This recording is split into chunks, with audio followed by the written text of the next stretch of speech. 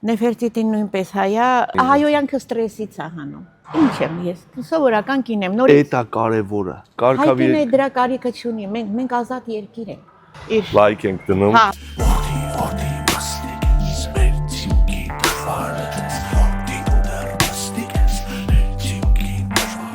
Բարեզեստիկին հասմիկ ձեր մարտի ուրտը շնորհավոր։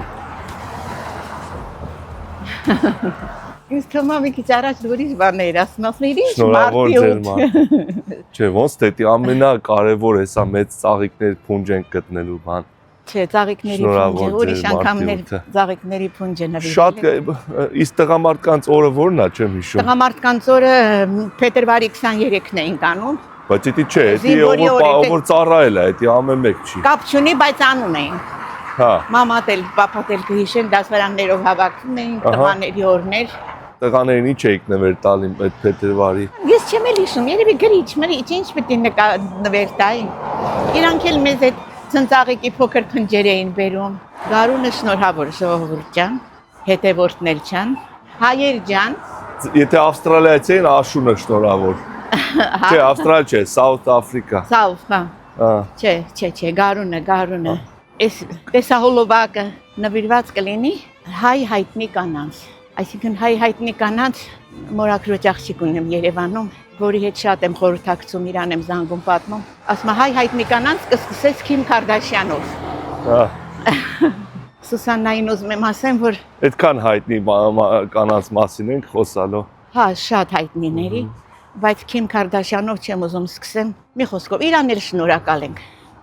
Ամեն դեպքում աշխարհին 2015 թվի իր լայք ենք դնում Քիմ Քարդաշյանի, որ ինքը մեկ։ Հա, Քիմ Քարդաշյանի միջոցով աշխարհն իմացավ, որ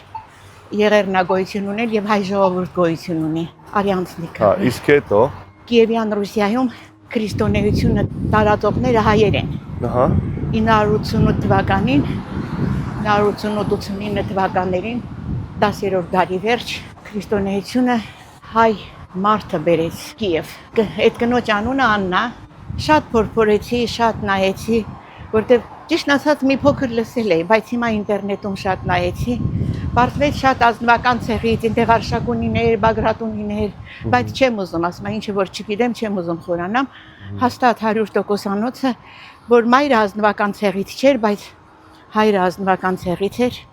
ու Աննան քրիստոնեությունը բերեց մինչև ուրեմն Կիևյան Ռուսիա, Վլադիսլավն էր ամուսինը, բայց պայման դրեց նրա հետ ամուսնանալուց առաջ, որտեղ ինքը ուրիշ եւ բյուզանդական կայսրությունում եւ ուրիշ թագաժարանքների կողմից ամուսնության առաջարկներ ուներ, բայց ասեց ես կամուսնանամ քեզ հետ, Վլադիսլավին ասեց, մի րոպե պիտի ես շորը նայեմ, թող ինձ մեր հետևորդները ներեն, գույները լավն են։ 500, ասма դանցիկ օրիս $555։ Շուտով մենք բլոգում ունենալու ենք մեր բյուջեն, որտեղ մեր, ասենք, հետևորդները արդեն ուղարկել են ահագին գումար, ու այդ բյուջեով կարող ենք արդեն շորեր առնել։ Լուրջ ես ասում, բայց ում համար իմ։ Հա։ Լավ։ Հա, ուրեմն այդ կինը պայման դրեց Վլադիսլավի առաջ, եթե ուզում է որ ամուսնանամ իր հետ, պիտի հրաժարվի իր նախկին կանացից, ըստ երևույթին բազմակնություն կար նաև Կիևում։ Եվ անպայման պիտի ընդունի քրիստոնեություն։ Եվ այդպես էլ եղավ, ուրեմն քրիստոնեությունը ընդունվեց, Դնեպրում են կվանարել, կնքել ժողովրդի մեծ մասին։ Բայց ինքը, ասենք, հայոց եկեղեցու քրիստոնյա ժամանակ տենց չեն տա։ Հայոց եկեղեցու հետևորդի մասը չի տալիս, բայց այնտեղ շատ է խոսում Հունաստանի, Բյուզանդիայի մասին, իսկ հույներն ու ռուսները ունեն նույն օրթոդոքսներն են։ Հասկանում ես, ես թվում է հետևից է գալի օրթոդոքսը։ Ֆրանտ, ինձ համար երևի սովորական կոֆե առնես, բայց բաժակով։ We'll have one Americano, medium size. For here, do you have a cups? Yes. Let's do cups, please. Yeah, definitely. Εσύ գիտեք չէ՞ որ Google-ի օֆիսն է։ Չէ, չեմ իմացել։ Շատ սիրում եմ, հանգստություն կա շատ։ Մի խոսքով Աննան քրիստոնեությունը տարածեց, ինչքան փորփորեցի, ասում եմ, դեռ դպրոցական տարիներ ես լսել եմ, բայց այս անգամ ոնց որ այդ մորաքրոջս աղջիկը Սուսաննան ինձ ուշեց, ասում է Իրան էլ անդրադարձի։ Մի բան էլ ասեմ, ու այն օրը այդ Խզմալյանին եմ նայել, չգիտեմ ինչքանով է ճիշտ, ինչքանով բան։ Ես էլի նորից հնից լսել եմ, Նեֆերտիտին նույնպես հայ է։ Ես չգիտեմ դու լսել էիր թե չէ։ Նեֆերտիտին նույնպես հայա, բայց էլի նորից, որ հայությունը մեջ է կա այդ հաստատ, բայց ես եթե գտնեմ Խզմալյանի հոլովակը, կարող եմ ուղարկեմ քեզ դու էլ նայես, որտեղ հատկապես Նեֆերտիտի դեպքում շատ հետաքրքրական է, որ այդպիսի բան կա աշխարհում, որ ինքը հայ է։ Անցնում ենք առաջ։ Գնում ենք Հնդկաստան, Թաջ Մահալ։ Թաջ Մահալի ճարտարապետը չեմ ուզում նշեմ ով է, որտեղ չեմ ուզում նշեմ, հետո քեզ առանձին կասեմ, բայց Թաջ Մահալի դամբարանը կառուցվել է ի պատիվ հայ ազգի արդեն թագուհի, որովհետև հետագայում նա ամուսնանում է Հնդիկ Շահ Ջահանի հետ, Հնդիկ Շահ Ջահանը ուրեմն Մումթազ Մահալի ամուսինն է։ Մումթազ Մահալը ազգությամբ հայ է եւ 19 տարեկանում ամուսնանում են իրար հետ, այդ կինը լինում է 19 տարեկանում եւ ընդհանրապես 19 տարի են իրար հետ ապրել ու այդ կինը 19 տարվա ընթացքում ունեցել է 13 երեխա։ Հայերը նրան անվանել է իրենց պալատի գանձ, ըստ երևույթին շատ գեղեցիկ է եղել։ Նույնիսկ իր ռազմական արշավների հետ Ջահանը կնոջը միշտ տարել է հետը։ Ու ռազմական ճամբարում 14-րդ երեխային ծննդաբերելու ժամանակ այդ կինը մահանում է։ 14-րդ։ Հա, ու մահից առաջ խնդրում ասում ինձ համար դամբարան կկառուցես։ Իմ ասма գերեզմանի վրա ու Թաջ Մահալն է կառուցվում, եղել ես Հնդկաստանում։ Չէ։ Հրաշալի շինություն է։ Դուք եղել եք։ Չէ, երեք, բայց տեսել եմ նկարները ու երեք մի հնդիկ էր եկել, բանկ, գինու խանութ ունի, միշտ գալիս է, ես իրան չեմ սիրում, ինքն էլ ինձ, որտեվ այսինքն չկազմակերպված ձևով ոնց ապրում են, այտենց այսինքն այդ փողերը, որ ինքը մոտենում է իմ պատուհանին, իմ ձեռքերը դողում են, որ ես պիտի այդ փողերը դասավորեմ։ Ինքը փողն աշխատում, ես պիտի հաշվեմ։ Մի խոսքով եկել էր, Աբիջ էր կարծեմ, Աբիջ, ասում եմ, գիտես Թաջ Մահալի մասին, ասում եմ, իհարկե գիտեմ, ասում եմ, գիտես ինչի պատվին է կառուցված, ասում եմ, հա, շահի կնոջ։ Ասում եմ, այդ շահի կինը հայ էր։ Ասում եմ, լսեցիր ինչ ասեցի։ Ասում եմ, is that matter, ասում եմ, for me, yes։ Вообще էմոցիա չունի այդ ժողովուրդ։ Չէ, դե ոնց չունի։ Դե չեմ իմանում։ Կառուցել են տենց բաներ։ Ինքը չի կառուցել։ Չեմ ուզում ասեմ ինչ ազգա կառուցել, արդեն գլխի ընկած ժողովուրդ։ Տարօրինակա, որ չգիտեմ, մի խոսքով 72 մետր բարձրությամբ, 74 կարծեմ ու 22 տարի կառուցում են այդ դամբարանը ու հետագայում արդեն Ջահանը խնդրում է, ասում է, որ իր մայից հետո իրեն նույնպես թաղեն այդտեղ, բայց լավ։ Մյուս հայ կինը, որից շատ կուզենամ խոսեմ, Դիանա Աբգարն է։ Դիանա Աբգարը աշխարհի առաջին կին դեսպանն է։ Մինչև Դիանան չի եղել դեսպան։ Մեծ հպարտություն է մեզ համար։ Սպասեք, առաջի կին դեսպանը հայ թե ընդհանրապես աշխարհում ամենաառաջին։ Աշխարհում առաջին կին։ Հիմա ինչ որ պիտի խոսամ աշխարհում է լինելու։ 18 թվականին, երբ որ Հայաստանն անկախություն ձեռք բերեց, Դիանա Աբգարը Հայաստանի կողմից նշանակվեց Ճապոնիայի դեսպան եւ նաեւ հեռավոր արևելքի երկրների հյուպատոսն էր։ Ամուսինը հայ էր, Միքայել Աբգար, վաճառական, ծնողներն էլ մայրն նույնպես վաճառական էր, բավականին հարուստ ընտանիքից են։ Դիանան փայլել է իր ընդունակություններով, իր ձեռներեցությամբ, Դիանան փայլել է իր կապերը ստեղծելու հնարավորություններով, որտեղ Ուիլսոնը, պրեզիդենտ, երբ որ Դիանան հյուպատոս էր, եղել է Նյու Ջերսիի նահանգապետը ու նրա հետ նամակագրական կապ ունեցել Դիանան, այդքան ապրեն հայերը։ Եվ Դիանա Աբգարի շնորհիվ ամերիկյան թերթերից մեկում գրվել է, թե ինչքան ազատամիտ է հայ ժողովուրդը եւ ինչ տեսակի կանայք է տալիս աշխարհին։ Մոտավորապես այդ տեսակի հոդված է գրվել հայերի ազատամտության մասին, մի ազգի, որը հələ նոր ձեռք էր բերել անկախություն։ Դիանա Աբգարից հետո ուզում եմ անդրադառնամ աշխարհի առաջին օվկիանոսագետին։ Մի կնոջ, որը ծնվել է Ֆրանսիայում, ամուսինը հայ չէր, իտալացի էր, Անիտա Կոնտին։ Կներեք ժողովուրդ ջան, պատմությունները գիտեմ, անունները չեմ կարողանում հիշել։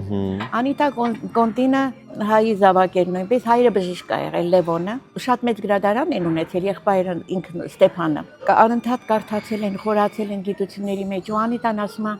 դե չգիտեր էլ, որ ինքը պետքա դառնա օվկիանոսագետ, բայց լողալ իմացել է, քայլել դեռ չի իմացել։ Ընդհանուր առմամբ իրան համարել են օվկիանոսների թագուհի, որովհետև քարտեզագրություն արել օվկիանոսների համար հատակն բոլոր օվկիանոսները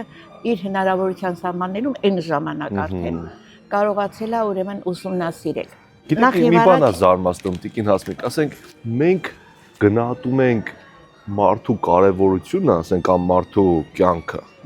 Արած գործունեությամբ։ Հա, արած գործից, որը որ ապրել։ Անպայման պետքա ամբողջ աշխարհին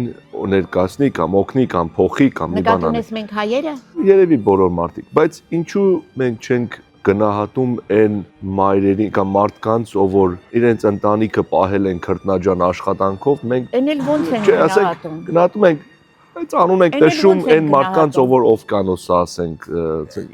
ինչու։ Չէ, ոնց։ Որովհետև առօրեական կյանքում ենթադրենք ես, ինչ եմ ես, սովորական կին եմ, նորից Էտա կարևորը, էտա կարևորը։ Էտա կարևորը, բայց այսօրվա դրությամբ, ասենք, այս միջոցառումը կանենք մարտի 8-ի երեկո, չէ՞։ Բայց ասենք ես չեմ կարող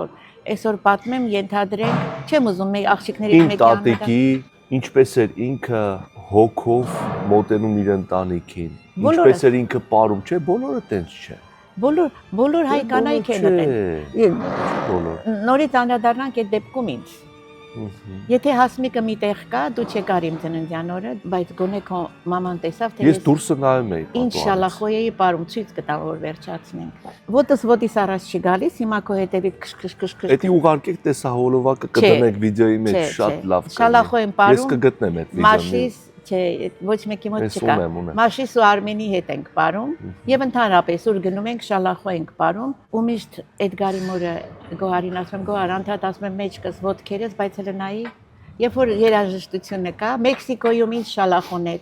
Արմենն ու Աննան գրում են տիկին հասմի եկեք շալախոյ են ապարում այնտեղ սրահ կար ափսոս չկար Մեքսիկո ու ես տիվազեվազ հասնեի մինչև հասնեի այդտեղ երաժշտությունը բրտում էր որտեվ ամերիկացիք արդեն բողոքում էին որ անդադ շալախոյ ենք ապարում հիմա էլ ուրիշ մի բան ապարենք քանի որ ասեցիր մեզ անդրադառնանք արի անհամեստություն անեմ ինձ անդրադառնամ ումը որ խոսացնում ես այստեղ ասում են զբաղված եմ չէ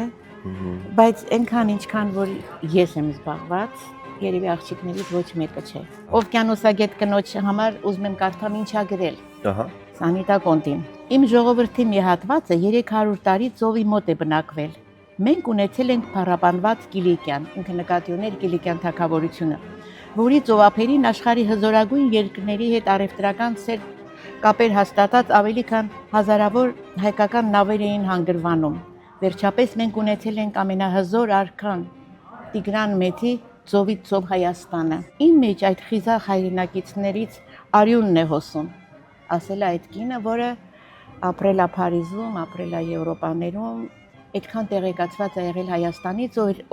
օվկիանոսագիտությամբ ինքը մտել է աշխարհի առաջին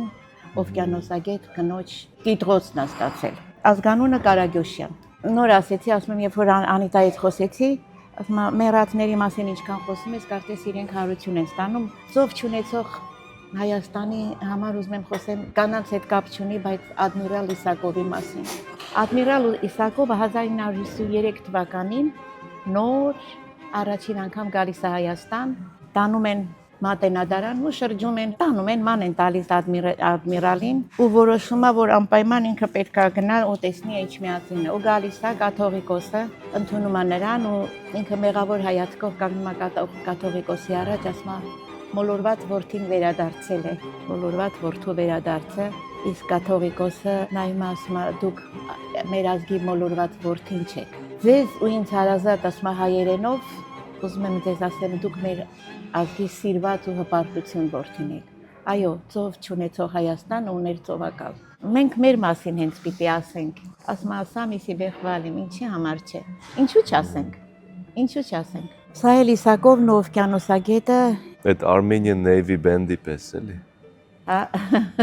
շատ ունիկալ ազգ ենք Իրանի առաջին կին աստղագետ պրոֆեսորը եղել է Արմենուհի կարծեմ Տերյան, եթե չեմ սխալվում Արմենուհի Տերյան, որը երբեք չի ամուսնացել, իրան լրիվ նվիրել է գիտությանը, աստղագիտությանը, ինքն էլ եղել է ուրեմն նոր գյուղայից արմատներով, հետո է արդեն ապրել է բանում Թեհրանում եւ շատ հայտնի է դարձել Այդ կինը իր ուրեմն տունը նոր ջուայիր տունը նվիրել է հայկական համայնքին, իսկ ինքը մահացել է ծերանոցում։ Չի ունեցել ժառանգներ ու տունը նվիրել է հայկական համայնքին ապրի ինքը շնորհակալություն Տիկին Տերյանին։ Մյուսը հայ ժողովրդի կյանքում զավեշտներ շատ կան, իսկ ամենազավեշտանելներից մեկը իհարկե շատ դեպքեր ա եղել, բայց ուզում եմ պատմեմ Թուրքիայի առաջին եւ երևի աշխարհի ինչքան հիշում եմ աշխարհում առաջին օդաչուի մասին Սաբիհա Գյոքչեն Սաբիհա Գյոքչենը ուրեմն ռազմական օթաչու է, ազգությամբ հայ, բայց երկար ժամանակ նրա կյանքի այդ էջը, որ ինքը հայ է, թաքնված է եղել։ Եվ ամենակարևորը բոսնիացի ծնողների կողմից, որոնք իրականում նրա ծնողները չեն եղել, որդեգրված է եղել նա հայկական որբանոցից, Թուրքիայում այդ 14 թվականի այդ փախերի ժամանակ ծնողները նրան տալիս են որբանոց, բոսնիացի ըստ երևույթին նրան որդեգրել են, բայց հետագայում նրան որդեգրում է զավեշտվորն է, Քեմալ Փաշան, Աթաթուրքը։ Աթաթուրքը իր սեփական երեխաները չի ունեցել, բայց ունի 8 որդեգրած երեխաներ, որոնցից մեկը Սաբիհա Գյոքչենն էր։ Սաբիհան ինքը երբեք իր հայկական ծագման մասին համենայն դեպս երկար ժամանակ գոնե լռել է, չի ասել, երբեք չի նշվել։ Այդ մասին իր մահից առաջ կարծեմ 2004 թվին հոդված է տպագրում Հրանտ Դինքը, Սաբիհա Գյոքչենի գաղտնիքը, ու որտեղ ասվում է, որ Սաբիհան հայ է, Սաբիհայի եղբայրը կորած արդեն այդ որբանոցներից երևի նույնպես որդեգրված ապրել է երկար ժամանակ Բեյրութում, հիմա նրանք արդեն չկան, նրանց հետնորդները կան, իսկ քույրը Հայաստանում է եղել ու քրոջ աղջիկն է, որ բացահայտել է այդ գաղտնիքը, որ Սաբիհան հայ է։ Ուզում եմ խոսեմ նաև շատ է խոսվել իմ միջոցառումներից մեկի ժամանակ, Շարլ Անտնավորի միջոցառման ժամանակ ես անդրադարձա Թեհրան 43 ֆիլմին։ Թեհրան 43-ը կնայես, շատ հետաքրքիր է, նույնիսկ այնտեղ Բելախվոստիկովա նախաղում, Կաստալևսկին նախաղում Իգոր Ալեն Դելոնը մի փոքրիկ հատվածում, բայց գլխավոր դերում Արմեն Ջիգարխանյանն է։ Ֆիլմը մեր հայերի Գևորգ։ Սպասեք, ուրեմն համ Ալեն Դելոնը կա, համ Ջիգարխանյանը, ու Ջիգարխանյանը ավելի ոնց որ գլխավոր դերում է։ Այո, գլխավոր դերում է, որտեղ ֆիլմը ընդհանուր առմամբ նկարահանված է ի պատիվ Գևորգ Վարդանյանի։ Գևորգ Վարդանյանը, ինչու Թեհրան 43-ում Գևորգ Վարդանյանի եւ Գոհար Վարդանյանին պիտի անդրադառնամ, ու հատկապես Գոհարին, բայց ուզում եմ մի քիչ խաղը պատմեմ, որտեղ ֆիլմում հնչում է Վեչնոյե լյուբով Շարլ Անտնավորի երգը։ Երգը երգում է Շարլը։ Երաժշտությունը Ժորժ Քարվարենցինն է, որը նույնպես հայ է։ Վեչնոյե լյուբով բանը երգն է։ Ֆիլմը հայի գործունեության մասին է Գոհարի ու Գևորգի, որոնք փրկեցին աշխարհը համաշխարհային պատերազմում գերմանացիները չեն հաղթել, նաև այս մարդկանց շնորհիվ ծրագրված էր այդ կոնֆերանսի ժամանակ, որտեղ պետքա Ռուզվելտը, Ստալինն ու Չերչիլը հանդիպեին, որպեսզի պատերազմի հետագա ընթացքի մասին խոսեին։ Իսկ գերմանացիք այդ մասին իմանալով ծրագրել էին նրանց մահը Թեհրանում։ Իսկ Թեհրանը այդ ժամանակ համագործակցում էր ոչ մեծ չափերով Գերմանիայի հետ, ու չգիտեմ ինչքանով, չեմ կարծում, որ նրանք համագործակցեին, որ այդ մահը, այդ սպանությունը տեղի ունենար, բայց համագործակցում էին իրար հետ, ու գերմանացիք նախատեսնում են, որ պիտի նրանց հետախուզությունը հայտնաբերում է, որ այդ հանդիպումը պիտի տեղի ունենա, ու այդ հանդիպումը պիտի տեղի չունենա, այս մարդիկ պիտի սպանվեն, ու պատերազմի ընթացքը պետքա փոխվի, որտեղ արդեն պատերազմը գնում է դեպի մարում ի օգուտ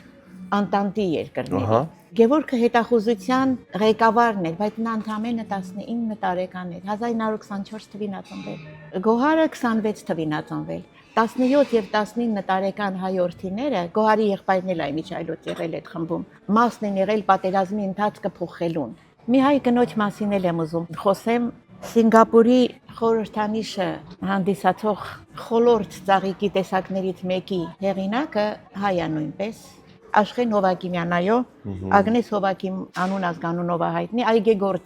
այգեգործության մեջ խորացած, որը սովել է, ու ինքը այդ ծաղիկը ինքն է հայտնաբերել, որը հետագայում Ինչ ծաղիկ։ խոլորտը արխիդեայի տեսակ է, որը հենց Սինգապուրի խորհրդանիշն է, եւ սինգապուրցիները գիտեն, որ այդ կինը հայ է, ով որ հայտնաբերել է ծաղիկի այդ տեսակը, այդ խոլորտը։ Ընդհանրապես Սինգապուրում հայ համայնքը շատ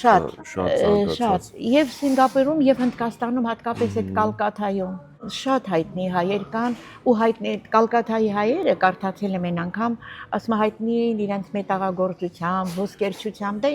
ամեն ինչով։ Մոտակա հիմիկվա հայ կանայք ինչ են ուզում փոխել ձեր կարծիքով իրանց նկատմամբ։ Նկատի ունես իրանց կարգավիճակի հետ կապ։ Հա, կարգավիճակի։ Հայտնի դրա կարիքը չունի, մենք ազատ երկիր ենք։ Նույնիսկ ասում եմ ամերիկյան թերթերը գրեցին։ Մենք ասենք հիմա հայկինը չունի։ Նայ պարլամենտում ինչ տեսակ են ելույթ ունենում։ Ոչ էլ ուզում եմ գովերքեմ, Այդ խնդրեմը չկա։ Տղամարդ ու կին այդ խնդրեմը չկա հիմա։ Դա հայերի համար աշխատում, ասում ա կինը վիզնա ամուսինը գլուխը։ Մեր համար դա աշխատում է, ցանկացած տան մեջ նայի, ցանկացած պայմաններում նայի։ Սկսի ձեր տնից։ Իմ կարծիքով Ժաննայի ձեռքն է ամեն ինչը, պապա մտածող մասնա, բայց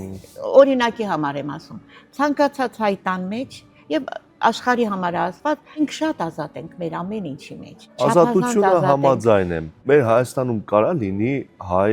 նախագահ չէ, ասենք պրեմիեր մինիստր։ Իհարկե կարող է լինի։ Այդ մասին իհարկե։ Դուք զգում եք, որ դա հնարավոր է հենց հիմա։ Ոչ թե զգում եմ, այլ 1000%։ Այդ մասին խոսք չի կարող լինել։ Իսկ ո՞ւմա հլա Հայաստանը պատրաստ չի, ասենք այդ պատրաստ է եւ կան այդ մարդիկ։ Կան այդ մարդիկ, պրոստը Հայաստանը ինքը իրան այնքան արժեք է զրկում այս եղած պարլամենտով եւ նորից քաղաքականությունից չեմ խոսում, բայց նայում եմ այդ հայոյանքը բերանին այդ մարդիկ։ Այդ կանայք։ Ասում են հայոյանքը դեպրեսիայից բուժում է, գիտեք էդ։ Չէ, չեմ կարծում։ Հա։ Չեմ կարծում, դեպրեսիայից ուզում են բուժվեն, միշտ մենեջերիս եմ ասում եմ, երբ որ մարդը գալիս է բանկ, ասում եմ, այստեղ մի հատ ցարը ցնցուղ սարքեք։ Ահա որ վատ վիճակում գալիս են ասենց ոչ շփտում է, հա փորձում են շփտացնես, չէ, ասում եմ մենեջերից ասում եմ մի հատ խցիկ սարքի, մտցնենք ցարը ցնցուղի տակ հանենք, ինքը ասում է ուշադրություն մի դարձրու։ Ասում եմ չեմ կարող չդարձնեմ։ Ընկճախտն ու դեպրեսիան վարակիչ է։ Ես մեղավոր չեմ, որ ինչ որ մեկը վատ տրամադրությամբ գալիս է։ Եթե ինձ ստիպում է շփտալ, ես որ անցայի։ Դրա համար մի փոքր հայոյում եք, արդեն ոնց որ կապ չունի։ Չէ, հայոյանքը ստրեսից է հանում, իմ կարծիքով։ Բայց ստրեսի մեջ չլինելու համար ճիշտ է պետք ապրել։ Անիտա Կոնտիի մասին որ պատմում էի, ասում է իրան միշտ ասում են մի դարձի ծովագնաց, ասում է ինչի եք ինձ հետ պահում, օվկիանոսագետ, ասում է կինը նավի վրա շատ մեծ դժբախտության նշան է, բայց փառք Աստծո ոչ միայն դժբախտության նշան չդարձավ, այլ այդ կինը համաշխարհային ճանաչում բերեց։ Աստված աշխարհի հետ, Աստված մեր ժողովրդի հետ, Աստված աշխարհի բոլոր մայրերն էլ մայր են, իմ կարծիքով։ Դե գալիս են տեսնում եմ ամերիկացի կանայք, իրանց որդիների հաշվի վրա փող են դնում, նայում եմ մինուսով ագնացել, զանգել խնդրել են մորը, կարող է որդին լինի Ֆլորիդայում իրար 100 տարի տեսած է չլինեն, բայց տեսել եմ մայրեր, որ միշտ փող են դնում իրանց երեխեքի հաշիվների վրա։ Ապրեն իրան։ Ապրեն այդ մայրերը։ Այո, ապրեն, բայց որդիներին էլ մի մոռացեք ձեր մայրերին, սիրեք, մայրը լավ բան է։